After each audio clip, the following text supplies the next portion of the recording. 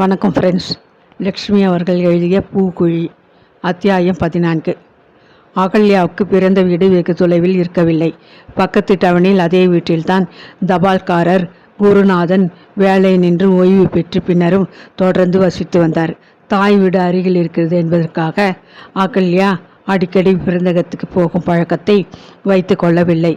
மாமியார் உத்தரவு கொடுத்தால் மட்டும் விசேஷ தினங்களின் போது தங்கள் வீட்டு வண்டியில் சிங்காரத்தின் துணையோடு போய் தாய் தந்தையரை பார்த்துவிட்டு விரைவில் திரும்பி விடுவது வழக்கம். மாமியார் எடுத்து போய் என்று சொன்னால் ஒழிய தோட்டத்தில் காய்த்திருக்கும் காய்களை கூட அவள் தன் வீட்டுக்கு எடுத்து போவதில்லை. குருநாதனும் அவசியம் இருந்தால் ஒழிய சம்பந்தி வீட்டுக்கு அடிக்கடி வர விரும்பியதில்லை. அஞ்சனத்தினத்தின் உடல்நிலையை பற்றி விசாரிக்க மனைவியோடு ஒரு சில நிமிஷங்கள் வந்து விட்டு உடனடியாக கிளம்பி விடுவது வழக்கம். இருந்து சாப்பிட்டு விட்டு போகலாமே, ஏன் அவசரம்?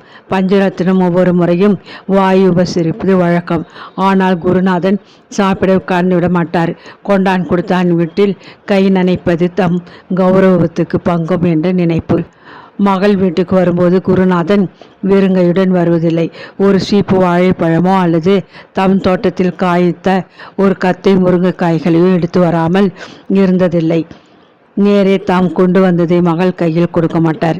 சம்பந்தி அம்மாளை கண்டு வணக்கம் தெரிவித்துவிட்டு உடல் நலனை விசாரித்த பின்னர் துணி பையிலிருந்து பழத்தை எடுத்து பஞ்சரத்தினத்தின் முன்னால் பணியுடன் வைப்பார். அப்படியெல்லாம் பந்ததிகளை அனுசரிக்கும் கண்டிப்பான மனிதர் குருநாதன். விழுந்ததுமே அன்று பளிச்சென்று வெப்பமுடன் சூரியன் வீசி கொண்டிருந்தது.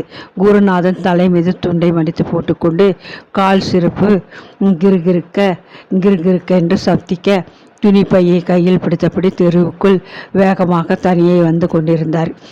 சிங்காரத்தின் துணையுடன் முத்துமாரி கோவிலுக்கு போயிருந்த அகல்யாவும் எதிர்ப்புறமாக வந்து தெருவுக்குள் நுழைந்தாள். அப்பா, நீங்களா? மகள் ஆச்சரியத்துடன் நிமிர்ந்தாள். தலை மீது இருந்த துண்டை எடுத்து முகத்தை துடைத்து கொண்டு ஒரு வீடு எழுப்பிய நிழலின் அருகே வந்து நின்றார். உன் மாமியார் உடம்புக்கு ரொம்ப முடியாமல் படுத்திருக்காங்கன்னு காதில் பட்டது. ஒரு வார்த்தை சிங்காரத்துக்கிட்டே சொல்லி அனுப்பக்கூடாதாமா? அங்கலாய்த்து கொண்ட குருநாதன் மகளை வியப்புடன் உற்று பார்த்தார். இடையில் மாந்தளிர் மேக வர்ண பட்டு சேலை, கழுத்திலே கல்லட்டிகை, காதுகளில் வைரக்கம்மல், தலை நிறந்த மல்லிகைப்பூ. முகத்தில் இதுவரை அவர் காணாத மகிழ்ச்சியும் பூரிப்புமாக அவள் மிகவும் அலங்காரமாக காணப்பட்டாள். மாரடைப்பு வந்ததிலிருந்து அவங்க உடம்பு அத்தனை சுகமாக இல்லை. ஒரு நாளைக்கு ரொம்ப பலவீனமாக இருக்காங்க, ஒரு நாளைக்கு ரொம்ப தேம்பாக காணப்படுறாங்க. அவங்க உடம்புக்கு பாதி காரணம் மகனை பிரிஞ்சிருக்கிற துயரம், மற்ற பாதி காரணம் நோய்கள். 1-2 உடம்பிலே பல கோளாறுகள். 15 நாளைக்கு முந்தைய ஆச்சு போச்சுன்னு ஆயிடுச்சு. பயந்துட்டேன். அவருக்கு கடிதாசி எழுதி போட்டேன். தந்தி அடித்தா அவர் கலங்கிடுவாரோன்னு அச்சம். 2 நாளில் எழுந்து உட்கார்ந்துட்டாங்க. இப்போ எப்படி அம்மா இருக்காங்க? காலையில் எழுந்து குளிச்சுட்டு சாப்பிட்டுட்டு நாட்காலியில் வந்து உட்கார்ந்துருக்காங்க. பார்த்தா நீங்கள் ஆச்சரியப்படுவீங்க. அத்தனை ஒரு தெம்பு வந்திருக்கு. ஏன் தெரியுமா? அவர் வரப்போகிறார். இந்த வார கடைசிக்குள்ளே வந்துட போவதாக கடிதாசி வந்திருக்கு. அதை கேட்டதும் படுக்கையிலிருந்து துள்ளி எழுந்து உட்கார்ந்துட்டாங்க. மகன் மேலே அத்தனை ஆசை அவங்களுக்கு. சலங்கை கிணித்தது போன்று மெல்ல சிரித்தாள் அகல்யா. மகிழ்ச்சியில் சிவந்து போன அவள் முகத்தையும் பெருமிதத்தில் பளபளத்த கண்களையும் பார்த்த தந்தை மனம் நிறைந்து போனார். முத்துமாரி மனம் இறங்கிட்டாள். யுகம் போல் தோணிச்சு. இந்த பிள்ளையாண்டான் எப்போ வரப்போறான்னு என் மனசும் தவிச்சது. நல்லபடியாக ஊர் வந்து சேரட்டும், அது போதுமா? உன் அத்தை உடம்பும் குணமாக்கி விடும். இப்போ பாதி குணமாயிடுச்சப்பா, முறவழித்தாள் மகள். அதானே பார்த்தேன். வீட்டில் மாமியார் உடம்புக்கு முடியாமல் படுத்திருக்கிற வேலையிலே கல்யாண வீட்டுக்கு போகிறாப்புல தடபடலாக உடுத்திண்டு இந்த பொண்ணு கோயிலுக்கு போயிருக்கே அப்படின்னு நினச்சேன். இப்போ புரிகிறது. பரிகாசமாக பேசிவிட்டு வெட்கத்திலே சிவந்து போன மகளின் முகத்தை பரிவுடன் பார்த்தார். அப்பா, அவருக்கு தான் எத்தனை பாசம், நிம்மதி. திருச்சியிலிருந்து பஸ்ஸில் வராரா அம்மா? மகள் நீட்டிய பிரசாத தட்டிலிருந்து குங்குமத்தை தொட்டு நெற்றியில் வைத்து கொண்டார். ஊருக்கு கிட்ட வந்த பிறகு உங்கள் மருமகனுக்கு அத்தனை பொறுமை இருக்குமா? ஒரு டாக்ஸியை பிடிச்சிக்கிட்டு பறந்து வந்துடுவார்னு நினைக்கிறேன். நித்துமாரிக்கு அபிஷேகம் செய்துட்டு வந்தேன் அப்பா. அதோடு நானும் காப்பு கட்டி கொண்டிருக்கிறேன். சீக்கிரம் கோயிலில் கொடியேற்றம் நடக்கப் போகிறது. அப்புறம் தீமிதி இருக்குது. கோயில் பூசாரி ஒரு மண்டலமாக விரதம் இருக்கார். பெண்கள் 15 நாளைக்கு விரதமாக இருந்தால் போதும்னு சொல்லிட்டு அபிஷேகம் செய்து ஆத்தாள் பாதத்தில் வச்ச காங்கணத்தை கொடுத்தார். அங்கேயே கையில் கட்டிக்கிட்டேன். அவருக்கும் ஒன்று ஆத்தா பாதத்தில் வச்சு எடுத்துக்கொண்டு வந்திருக்கேன். குருநாதனுக்கு திடீரென்று கவலை ஏற்பட்டது. மகளின் அழகு முகத்தை மறுபடியும் பரிவோடு பார்த்தார். ஏமா இப்படி கடுமையாகவா ஆத்தா கிட்ட வேண்டிக்கணும்? பழக்கமில்லாத விஷயமாச்சே. அவர் சின்ன வயசுலேயே பூசாரி கையை பிடிச்சிட்டு பூக்குழியிலே பல தடவைகள் இறங்கியிருக்காரப்பா.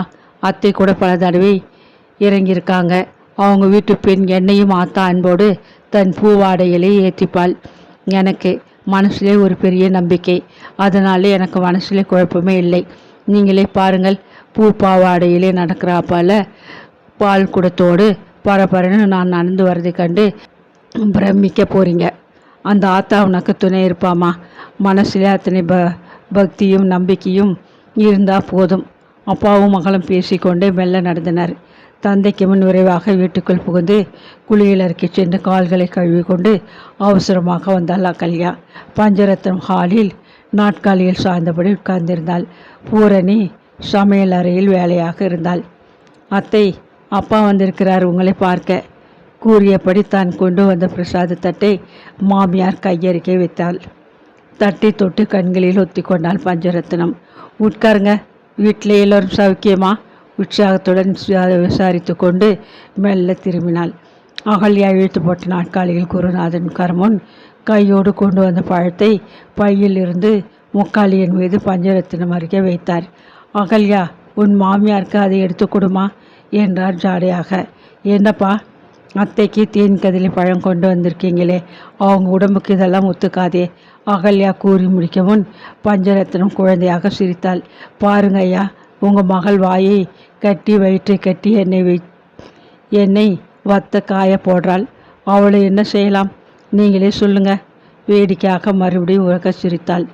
மேய்ந்து ஒடுங்கி வாடி போயிருந்த அவள் முகத்திலும் மகிழ்ச்சி தாண்டவமாடி கொண்டிருப்பதை குருநாதன் கவனிக்க தவறவில்லை. அகல்யா பொல்லாதவள் தான், ஒப்புக்கொள்கிறேன். இப்போ அவள் உங்கள் வீட்டு பெண்ணாக்கி விட்டதால் தண்டனையை நீங்கள் தான் நிர்ணயிக்க வேண்டும். உங்கள் மகன் வந்ததும் அவரிடம் இவளை ஒப்படைச்சிடுங்க. சம்பந்தி குருநாதனும் மகிழ்ச்சியுடன் சிரித்தார். இத்தனை நாளும் உள்ளத்தை அழுத்தி கொண்டிருந்த கவலை மறைந்து மனம் லேசாகி விட்ட நிலையில் அவருக்கு கட்டுக்கொள்ளாத ஆனந்தம். கணவனை பிரிந்து துயரத்திலே துவண்டு கொண்டிருந்த மகளுக்கு விடிவு காலம் வந்துவிட்டது. இனி அவர்கள் ஒருபோதும் பிரியாமல் பல்லாண்டு காலம் இனிதே வாழ வேண்டும் என்று அவர் மனம் ஓயாது வாழ்த்தி கொண்டிருந்தது. இவளுக்கு தண்டனை கொடுக்குற பொறுப்பை என் பேரன் கிட்டே விட்டுட்டு போகிறேன். நீங்கள் பார்க்க போகிறீங்க. வர்ற வருஷத்துலேயே இந்த வீட்டிலே ஒரு வாண்டு பையன் வந்து இவளை நிற்க விட்டாமல் வேலை வாங்க போகிறான். அதுக்குள்ளே கண் ஆப்ரேஷன் ஆகி ஆத்தா கிருபையாலே கொஞ்சம் பார்வை வந்து விட்டாலும் போதும். என் பேரனை மடியில் வச்சுட்டு இந்த பூக்கிரி பொண்ணை ஒரு பிரம்பாலே நல்லா அடிக்க சொல்ல போகிறேன். பச்சிளம் குழந்தை போல சிரித்தாள். திடீரென்று தாங்க முடியாமல் விம்மி அழத் தொடங்கிவிட்டாள். 3 வருஷமாச்சே இந்த பாவி என் குழந்தை முகத்தை பார்க்காம திணறினாள். ஆச்சு, இன்னும் 2 நாளிலே வந்துட போகிறார் உங்கள் மகன், கவலையை விடுங்க, சமாதானப்படுத்தினார் குருநாதன். அத்தை, என்ன அப்படி மனசை அடிக்கடி அழட்டிக்கிறீங்க? இன்னும் 2 நாள் தான் இருக்குது. அதுக்குள்ளே சொல்லி கொண்டு நெஞ்சம் நிகழ்ந்தவளாக துண்டினால் மெல்ல அவளது கண்ணீரை துடைத்து விட்டாள் அகல்யா. நான் சந்தோஷமாக இருக்கேன், அதனாலே நீங்கள் மறுக்காமல் இருந்து சாப்பிட்டு விட்டு தான் போக்கணும். பஞ்சரத்னம் சம்பந்திக்கு உத்தரவிட்டாள். பாயாசம் வைக்கப் போகிறேன் அப்பா, நீங்கள் அத்தை பேச்சு தட்டக்கூடாது. மகள் மேல் உத்தரவு போட்டாள். முகத்தை துண்டால் துடைத்து கொண்டு முறவளித்தார் குருநாதன். பாயாசம் மட்டும் கூட அம்மா, சாப்பிட்றேன். உங்கள் அம்மா சமைச்சு வச்சுட்டு காத்திருப்பா. இந்த மகிழ்ச்சிகரமான செய்தியை அவளுக்கு நான் போய் சட்டுன்னு சொல்ல வேண்டாமா? குருநாதன் கொள்கையை விட்டு கொடுக்காமல் பேசினார். கொஞ்ச நேரத்தில் அவர் விடை பெற்று கொண்டு கிளம்பிவிட்டார். அதற்கு பின் அகல்யாவுக்கு நிற்க பொழுதிருக்கவில்லை. சிங்காரம் கொண்டு வந்து பத்திரமாக பின்னறையில் சேமித்து வைத்து செவ்வில நீர்க்காய்களை எண்ணி பார்த்தாள். ராஜ்குமார் தினமும் ஒரு தடவையாவது இளநீர் சாப்பிடாமல் இருக்க மாட்டான். அதுவும் தோட்டத்து செவ்விளநீர் அவருக்கு மிகவும் பிடித்தமான பானம். அவனை நினைத்து கொண்டு பின்பக்கம் விரைந்தாள். புடலங்காய் பந்தலில் பிஞ்சுகளாக தூங்கிய காய்களை மெல்ல தொட்டு பார்த்து முகர்ந்தாள். வாசனை புடலை கூட்டு என்றால் அவருக்கு ரொம்ப பிடிக்குமே. வந்தவுடன் வரிசையாக அவருக்கு பிடித்ததெல்லாம் சமைத்து போட்டுவிட்டுத்தான் மறு காரியம்.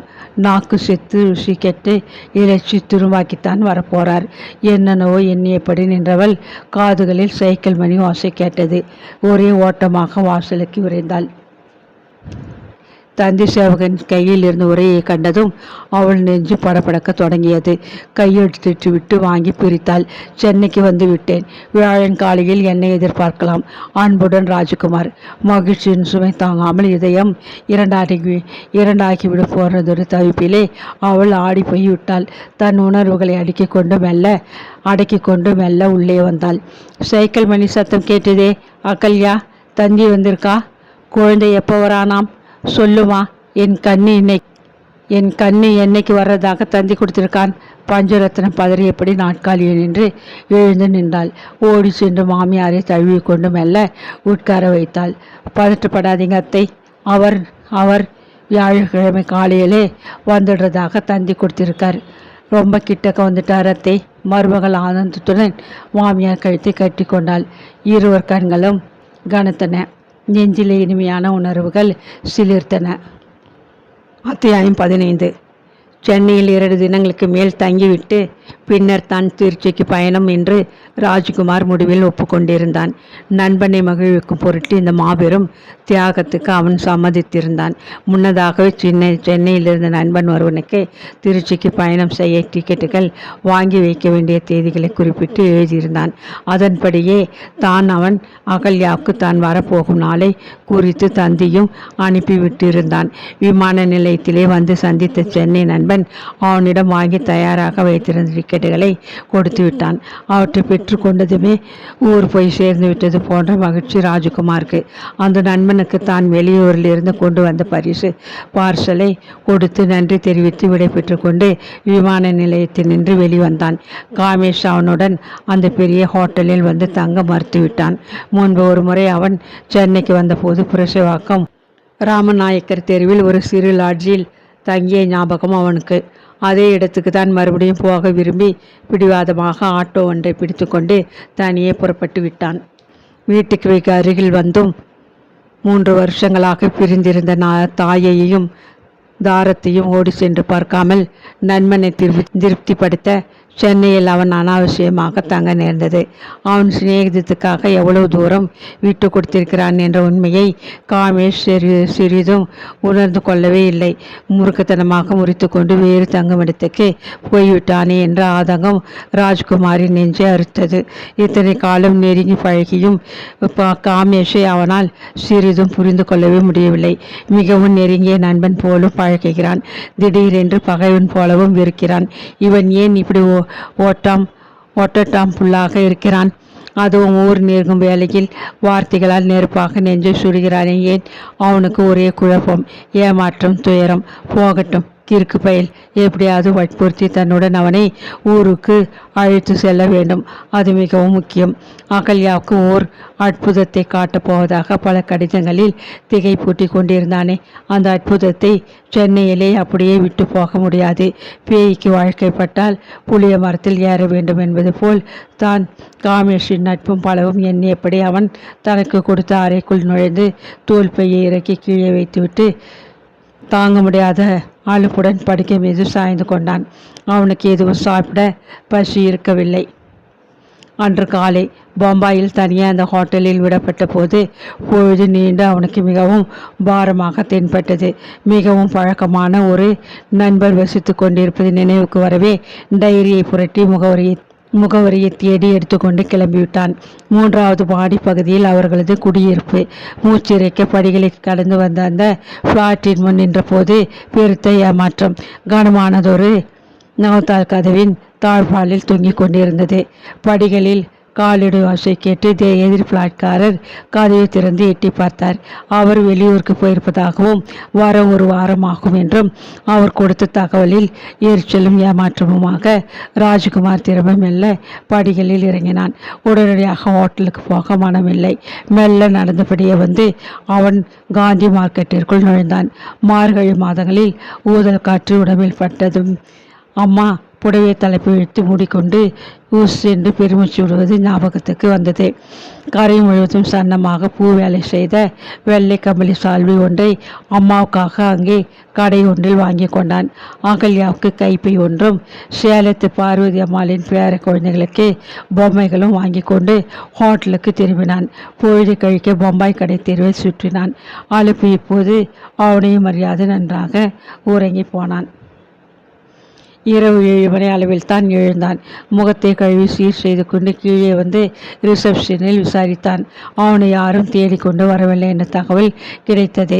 மிக்க ஏமாற்றமாக இருந்தது அவனுக்கு. காமேஷ் தங்கியிருந்த லாட்ஜிற்கு தொலைபேசி மூலம் தொடர்பு கொண்டு விசாரித்தான். காமேஷ் என்பவர் சற்று முன்புதான் எங்கேயோ வெளியே போனார், வர இரவு நேரமாகும் என்று கூறிவிட்டு சென்றார் என்றார். மறுபக்கத்திலிருந்து கிடைத்த பதில் மனத்தை உறுத்தியது. காமேஷிற்கு எத்தனை அசட்டியான மனப்போக்கு! இரவு உணவுக்கு பின் வரவேற்பறையில் அவன் வெகு நேரம் நண்பனுக்காக காத்திருக்க விரும்பவில்லை. தனியாக ஏதோ காரியமாக அவன் எங்கேயோ போயிருக்கிறான். நமக்கேன் பாடு என்று எண்ணியபடி நேரே தன் அறைக்கு சென்றான். பெட்டிக்குள் தாறுமாறாக கிடந்த சாமான்கள் அனைத்தையும் எடுத்து மறுபடியும் ஒழுங்காக அடுக்கி வைத்து மூடி பூட்டினான். ஹைதராபாத்திலிருந்து தன் நெருங்கிய நண்பர் சரவணனுக்கு டெலிஃபோன் செய்தான். அவனது குரலை கேட்டதும் மறுபக்கத்தில் சரவணன் மகிழ்ச்சியில் ஆர்ப்பரித்தார். வேலையா? அது உனக்கு காத்து கொண்டிருக்கிறது. அது சரி, சுத்தம் விவர கேட்ட பிள்ளையாக்கி இருக்கிறாயே.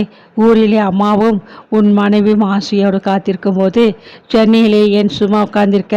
முதலில் ஊருக்கு கிளம்பு. உரிமையோடும் அன்போடும் கடிந்து கொண்டார். கொஞ்ச நேரம் அவரிடம் பேசிவிட்டு மகிழ்ச்சியும் திருப்தியுமாக படுக்கையில் சாய்ந்தான். உறக்கமே வரவில்லை. ஆச்சு, இன்னும் 2 நாளில் அவன் திருநல்லூரில் இருப்பான். திருச்சி ஜங்ஷன் அடைந்ததும் நேரத்தை வீணாக்காது உடனடியாக ஒரு டாக்ஸியில் ஊர் போய் சேர்ந்து விட வேண்டும். வண்டி நிற்கும் சப்தம் கேட்டதுமே அகல்யா ஓடி வந்து விடுவாள் வாசலுக்கு. ஜோடியாக கண்ணாடி பிரதிபலித்த உருவம் போல் 2 பேரும் வந்து எதிரே நின்றால் வியப்பில் கண்கள் விரிய கணவன் யார் என்று குழம்பி முகம் சிவந்து கணம் அவள் தடுமாறி போவதை வேடிக்கை பார்க்க வேண்டாமா? இப்படி என்னை கண்டுபிடித்தாய்?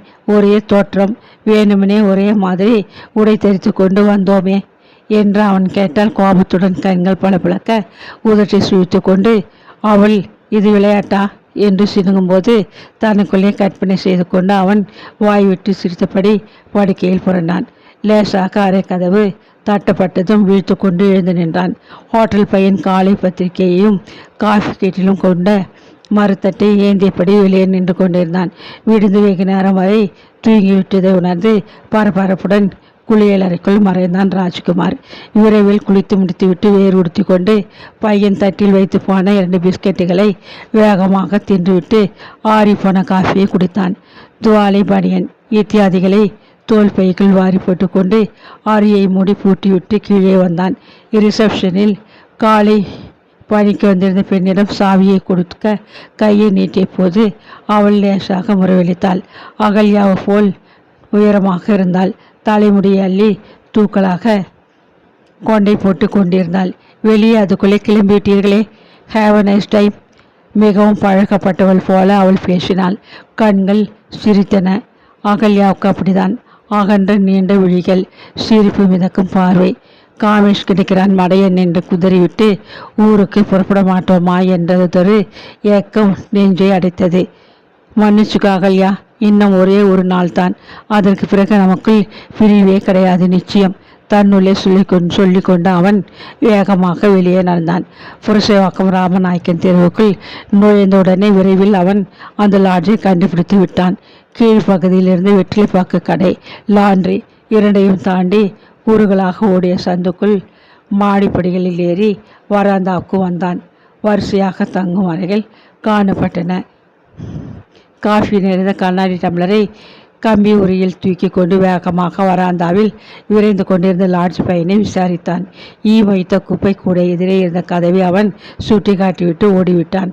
காமேஷ் எப்படிதான் இந்த சூழ்நிலையை சகித்துக் கொள்கிறானோ என்று வியப்பு அவனுக்கு. மெல்ல கதவை தட்டினான். காமேஷ் அப்பொழுதுதான் எழுந்தவன் போல் இரவு உடையிலேயே இன்னமும் காணப்பட்டான். அறைக்குள்ளே இருந்து சிகரெட்டின் மனம் குப்பென்று முகத்தில் மோதியது. இரவு சாப்பிட்டுவிட்டு அவன் வைத்திருந்த எச்சில் தட்டில் இன்னமும் மீதி சோறு காய்ந்து கொண்டு கிடந்தது. புத்திதான் கோணல் என்றால் பழக்க வழக்கங்களாவது சுத்தமாக இருக்கக்கூடாதா? கிளம்பு காமேஷ், உன்னை அழைத்து போகத்தானே வந்தேன். வற்புறுத்திவிட்டு அறையை சுற்றிலும் பார்க்க விரும்பாமல் கண்களை மூடிக்கொண்டான் ராஜ்குமார். அரை மனதுடன் முகத்தை கழுவிக்கொள்ள குளியல் அறைக்கு துவாலியுடன் சென்றான் காமேஷ். சிறிது பொழுதில் அந்த லாட்ஜின் தோட்டத்திற்கே சம்பந்தமில்லாத மிடுக்கான ஆசாமியாக வெள்ளை சப்பாரி சூட்டில் கருப்பு கண்ணாடி அணிந்து கொண்டு கழுத்தில் மாட்டிய பைனாக்குலருடன் ஷேவிங் லோஷன் சுற்றிலும் கமகமக்க புறப்பட்டு விட்டான் காமேஷ். மகாபலிபுரத்திற்கு ஒரு சுற்றுலா போய்விட்டு வருகிறோம். பகல் சாப்பாடு டிஃபன் எல்லாம் அங்கேயே தான். என் ட்ரீட் உனக்கு. என்னடா முறைக்கிற? நட சீக்கிரம், உற்சாகப்படுத்தினான் ராஜ்குமார்.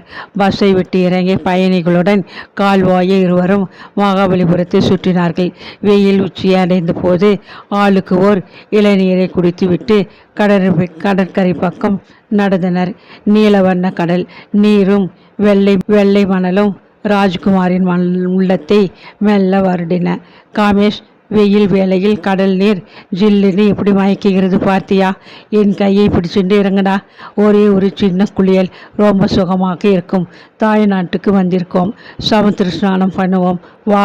எல்லா தவறுகளுக்கும் ஒரு முழுக்கு போட்டு விடலாம். சிரித்து கொண்டே தோல் பையை கீழே வைத்துவிட்டு வேகமாக உடைகளை களைந்து அதற்குள் போட்டுவிட்டு உள்ளாடையுடன் நின்றான். எனக்கு நீஞ்ச தெரியாது, என்னை வற்புறுத்தாதே. தண்ணியை கண்டாலே எனக்கு பயம். பிடிவாதமாக காமேஷ் மறுத்தான். கடற்கரையில் அப்போது யாரையும் காணவில்லை. அங்கும் இங்கும் அதுவரை நடமாடிக்கொண்டிருந்த பயணிகள் சாப்பாட்டை தேடிக்கொண்டு போய்விட்டிருந்தனர். கடற்கரை விரியை சென்று காணப்பட்டது. கலவரத்துடன் காமேஷ் சுற்றிலும் பார்த்தான். தண்ணி உடம்பிலே படுறப்ப எத்தனை சுகமாக இருக்கு தெரியுமா? கொஞ்சம் இறங்கி பாரேன். மகிழ்ச்சியுடன் கூவியபடி ஓவ் என்று இறைச்சிலிட்ட கடல் அலைகள் இடையே புகுந்து மீன் போல் மேலும் மேலும் கடலுக்குள்ளே நீந்தியபடி போய்கொண்டிருந்தான் ராஜ்குமார். வியப்புடன் அவனையே பார்த்து கொண்டு கரையில் நின்ற காமேஷ் திடுகிட்டு போனான். வெகு தொலைவில் நீருக்கு மேல் கருப்பாக தெரிந்த அந்த தலையை காணவில்லையே. ராஜ்குமாருக்கு என்ன நேர்ந்துவிட்டது? கலவரத்துடன் மார்பில் தொங்கிய பைனாக்குலரை கயிற்றி அதன் வழியே பார்த்தான். ராஜ், ராஜ் என்று கத்திக்கொண்டே ஓடினான். உதவிக்கு வரக்கூட அருகில் யாரும் இல்லை. மறுபடியும் பைனாக்குலர் மூலம் பார்த்தான். பாவி பயல், மூழ்கி போய்விட்டானே. அடக்கடவுளே! காமேஷின் நெஞ்சு பயத்திலே பக்பக்கென்று அடித்து கொண்டது. நெற்றியில் பூத்த வேர்வையை புறங்கையால் துடைத்து கொண்டு கால்கள் மணலில் ஊன்றி கொண்டு விட்டன போன்ற பிரமையில் நடக்க தோன்றாமல் கடலையே வெகு நேரம் வெறித்து கொண்டு நின்றான்.